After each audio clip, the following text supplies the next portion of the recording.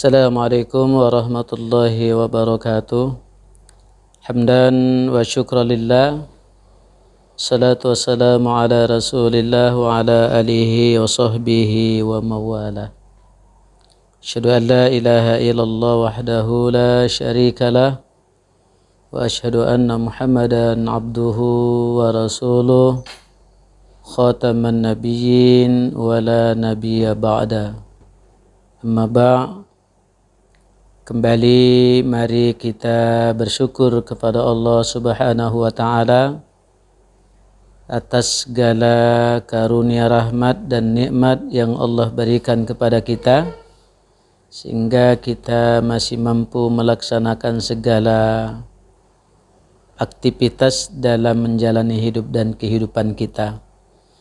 Oleh karenanya mari kita pergunakan segala anugerah, rahmat dan nikmat Allah. Yang pertama kita manfaatkan dalam rangka untuk berfastabiqul khairat. Yang kedua, anugerah rahmat dan nikmat yang Allah berikan kepada kita pergunakan dalam rangka untuk mendekatkan diri kepada Allah Subhanahu wa taala dengan melaksanakan berbagai aktivitas ibadah kepada Allah Subhanahu wa taala. Sehingga makna kehidupan yang kita tempuh, yang sedang kita jalani ini akan memberi makna dan arti dalam pandangan Allah. Salawat dan salam mari kita sampaikan kepada Rasulullah sallallahu alaihi wasallam, kepada keluarganya dan sahabatnya sekalian.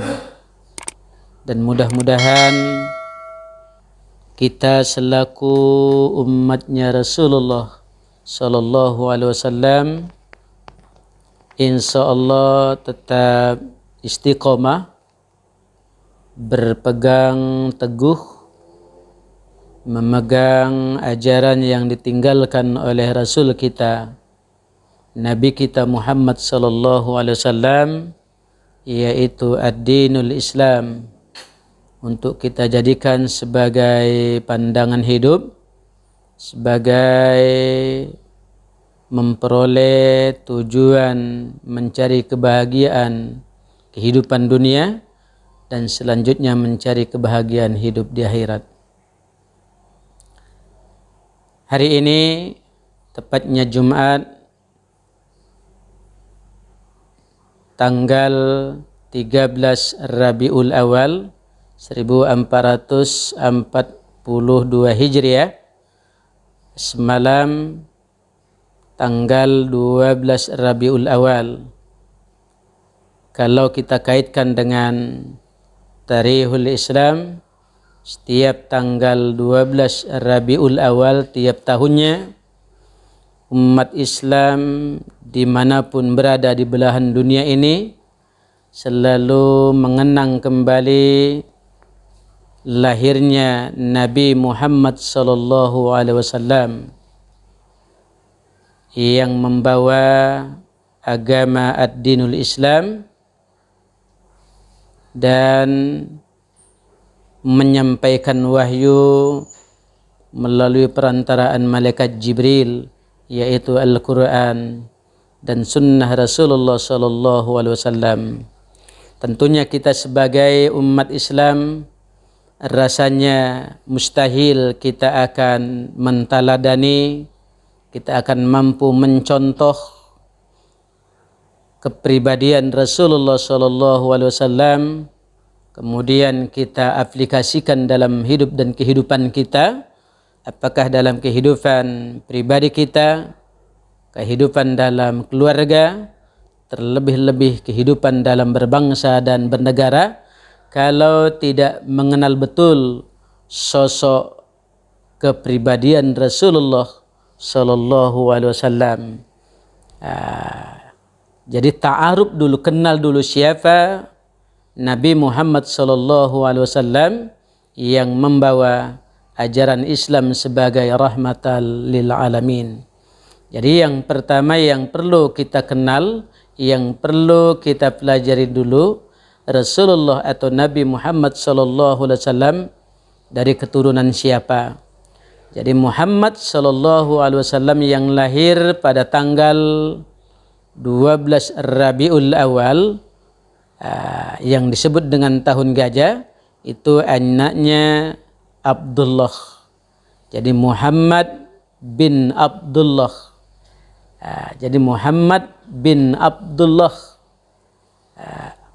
Abdullah, ayahnya Nabi Muhammad ini adalah anak dari Abdul Muttalib.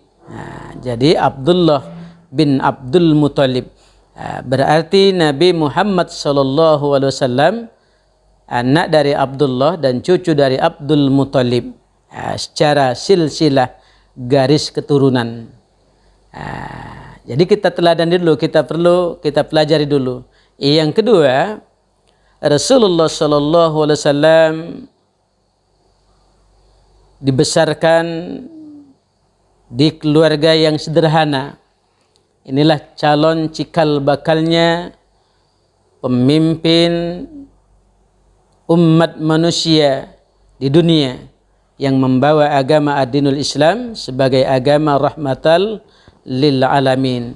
Jadi bukan keluarga bangsawan, keluarga raja, tapi keluarga yang bersahaja, yang sederhana hidupnya, tapi sangat luar biasa, yang tidak terpengaruh, yang tidak terbius dengan adat istiadat jahiliyah di masa itu. Sehingga Rasulullah wajar, sehingga Muhammad diangkat menjadi nabi dan rasul dari kalangan keluarga yang biasa-biasa aja, bukan dari kalangan keluarga yang luar biasa. Lalu dalam sejarah, calon pemimpin umat di dunia ini, ia tatkala berada dalam kandungan ibunya, ia 6 bulan, ayahnya sudah meninggal dunia dalam perjalanan berniaga. Tepatnya ia dimakamkan di Syam. Lalu lahirlah Muhammad yang dalam notabene-nya anak yatim yang tidak mempunyai ayah. 6 bulan dalam kandungan ibunya, ayahnya sudah dipanggil oleh Allah Subhanahu wa ta'ala. Terus berlanjut 6 tahun Muhammad ditinggalkan oleh ibunya. Jadi usia 6 tahun Muhammad bin Abdullah ini sudah menyandang yatim dan piatu. Inilah calon cikal bakal pemimpin umat di dunia ini. Lalu Muhammad bin Abdullah ini dibesarkan oleh pamannya. Pamannya ini bukan orang yang kaya, orang-orang yang biasa aja, sederhana, yang mempunyai anak banyak. Sehingga wajar Muhammad waktu kecilnya itu ia kerjanya mengembala kambing dengan upah yang diberikan oleh yang mempunyai kambing ini, bisa membesarkan dirinya dan biaya-biaya lainnya. Jadi yang perlu kita ingat kembali, inilah calon cikal bakal pemimpin umat ke depan. Dalam usia remaja, karena Muhammad bin Abdullah ini akan dijadikan sebagai nabi atau rasul atau pemimpin umat, sehingga didatangkan oleh Allah Subhanahu wa ta'ala malaikat Jibril.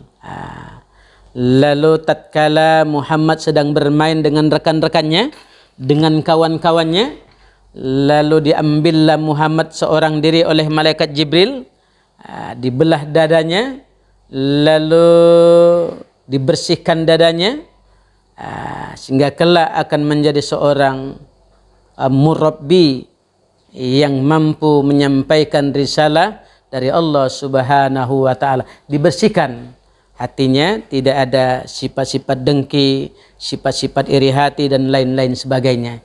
Inilah yang disandang oleh Nabi Muhammad sallallahu alaihi wasallam. Jadi kembali kepada ajaran tarikhul Islam dalam sejarah, dalam usia 40 tahun Rasulullah sallallahu alaihi wasallam diangkat oleh Allah, dijadikan oleh Allah Subhanahu wa taala sebagai nabi dan rasul Allah Subhanahu wa taala. Jadi usia 40 tahun Rasulullah sallallahu alaihi wasallam diangkat oleh Allah sebagai nabi dan rasul Allah Subhanahu wa taala. Jadi rasul sebagaimana yang dikatakan oleh Allah dalam Al-Qur'an surah Al-Maidah, laqad kana lakum fi rasulillahi uswatun hasanah. Oh maaf, bukan surah Al-Maidah, surah Al-Ahzab. Laqad kana lakum fi rasulillahi uswatun hasanah. Sungguh telah ada di dalam diri Rasulullah sallallahu alaihi wasallam contoh-contoh teladan-teladan yang baik bagimu. Jadi mari kita selaku umat Rasulullah sallallahu alaihi wasallam, umatnya Nabi Muhammad sallallahu alaihi wasallam, kita tauladani, kita ikuti ajaran-ajaran, sifat-sifat Rasulullah sallallahu alaihi wasallam dalam hidup dan kehidupan kita ini. Sifat Rasulullah itu 4. Yang pertama adalah tablik, menyampaikan. Jadi menyampaikan Islam itu bukan hanya tugas Rasulullah, juga tugas kita selaku umatnya Rasulullah sallallahu alaihi wasallam menyampaikan Islam, menyampaikan Al-Quran, artinya berdakwah. Lalu yang kedua amanah. Rasulullah sangat luar biasa amanahnya. Lalu kita selaku umatnya Rasulullah sallallahu alaihi wasallam harus mentauladani, mencontoh Rasulullah sallallahu alaihi wasallam. Kita pun sebagai umatnya Rasulullah harus mampu dan bisa lalu merealisasikan atau mengaktualisasikan sifat amanah kita dalam hidup dan kehidupan kita ini. Hari ini sikap amanah inilah yang mulai hilang dan sirna dalam hidup dan kehidupan kita. Lalu yang ketiga adalah patonah, cerdas. Cerdas. Rasulullah sallallahu alaihi wasallam walaupun tidak pernah belajar dengan seorang syekh, dengan seorang kiai, dengan seorang ulama, tidak pernah sekolah, masuk di bangku sekolah dari mulai SD sampai perguruan tinggi, namun Rasulullah sallallahu alaihi wasallam adalah orang yang sangat cerdas, orang sangat pintar. Siapa yang mengajari? Allah Subhanahu wa taala melalui murabbinya malaikat Jibril. Malaikat Jibril. Walaupun Rasulullah tidak belajar di bangku sekolah, tidak pernah kuliah, tidak pernah belajar melalui ulama dan sebagainya, namun Rasulullah adalah orang yang sangat cerdas. Dimurabbi oleh Allah melalui malaikat Jibril. Dengan apa dimurabbi itu? Dengan Al-Quran. Al-Quran sebagai wahyu yang terakhir. Wahyu Al-Quran sebagai kitab suci yang terakhir, yang menyempurnakan kitab-kitab sebelumnya. Kalaupun kita selaku umat Rasulullah ingin cerdas, ingin pandai, mari kita selalu membaca, menghafal ayat-ayat Al-Quran. Bukan sekedar kita baca, bukan sekedar kita hafal, tapi yang kita baca, kita hafal, kita amalkan dalam hidup dan kehidupan kita. Jadi Rasulullah mempunyai 4 sifat. Yang pertama adalah tablik, artinya menyampaikan. Itu pun harus kita contoh. Yang kedua adalah amanah. Lalu yang ketiga adalah siddiq, patonah. Yang keempat adalah siddiq. Siddiq artinya benar. Rasulullah sallallahu alaihi wasallam jarang sekali atau tidak pernah salah melakukan aktivitas-aktivitas yang bisa mengakibatkan dirinya terjerumus ke perbuatan-perbuatan yang bisa mendatangkan dosa. Jadi kita selaku umatnya Rasulullah sallallahu alaihi wasallam juga harus menghindari bagaimana sifatnya Rasulullah siddiq ini kita tanamkan ke dalam diri kita. Kita pun harus menjadi orang-orang benar kita hindari perbuatan-perbuatan yang bisa mendatangkan diri kita untuk melakukan perbuatan-perbuatan yang bisa terjerumus melakukan dosa-dosa, maksiat-maksiat kepada Allah Subhanahu wa taala. Jadi mari kita jadikan momentum 13 Rabiul Awal ini di tahun 1442 Hijriah, jadikan momentum untuk mentauladani, untuk mencontoh dan berittiba. Ittiba artinya mengikut Rasulullah sallallahu alaihi wasallam, dan kita implementasikan, kita praktekkan dalam hidup dan kehidupan kita. Ini saja barangkali yang dapat kita sampaikan, lebih kurang mohon maaf. Fastabiqul khairat. Assalamualaikum warahmatullahi wabarakatuh.